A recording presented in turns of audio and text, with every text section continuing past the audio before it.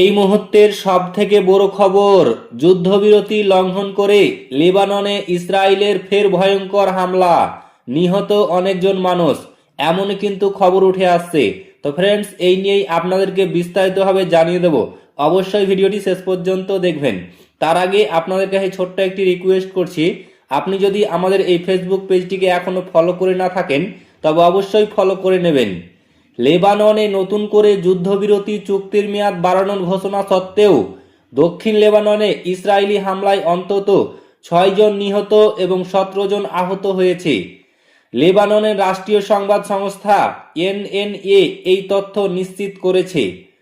প্রতিবেদনে বলা হয়েছে, দক্ষিণ লেবাননের কান্তারা, কুসাইর, ওয়াদি হাসান, ইয়াহামোর, আল সাকিব এবং হাওলা এলাকায় কামান থেকে গোলাবর্ষণ করেছে ইসরায়েলি বাহিনী। ইয়াহমোর আল সাকিব শহরে একটি ড্রোন থেকে মোটরসাইকেল ও ট্রাক লক্ষ্য করে হামলা চালানো হয়, যাতে 4 জন নিহত হয়। এছাড়া বিনত জাবিইল জেলার সাফাদুল বাত্তিক শহরে বিমান হামলায় আরও 2 জন নিহত এবং 17 জন আহত হয়েছে। খবরে বলা হয়েছে, দখলকৃত খিয়াম শহরে ইসরায়েলি বাহিনী বিস্ফোরক ব্যবহার করে বাড়িঘর ধ্বংস করে চলেছে। এমনকি শনিবার সকাল থেকে লেবাননের রাজধানী বৈতুরের আকাশে ইসরায়েলি ড্রোন অত্যন্ত নিচ দিয়ে উঠতে দেখা গিয়েছে। বৃহস্পতিবার মার্কিন প্রেসিডেন্ট ডোনাল্ড ট্রাম্প হোয়াইট হাউসে উচ্চ পর্যায়ের আলোচনার পর ইসরায়েল ও লেবাননের মধ্যে যুদ্ধবিরতির মেয়াদ আরও 3 সপ্তাহে বাড়ানোর ঘোষণা দিয়েছিল। এর আগে 16 এপ্রিল 10 দিনের একটি যুদ্ধবিরতি ঘোষণা করা হলেও ইসরায়েল তা বারবার লঙ্ঘন করেছে বলে অভিযোগ উঠেছে।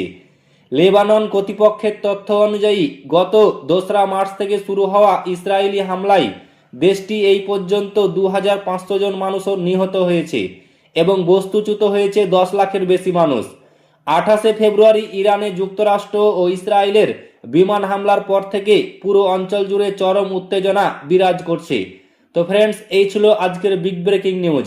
ভিডিওটি ভালো লাগলে লাইক করবেন, শেয়ার করবেন এবং ফেসবুক পেজটিকে অবশ্যই ফলো করে নেবেন।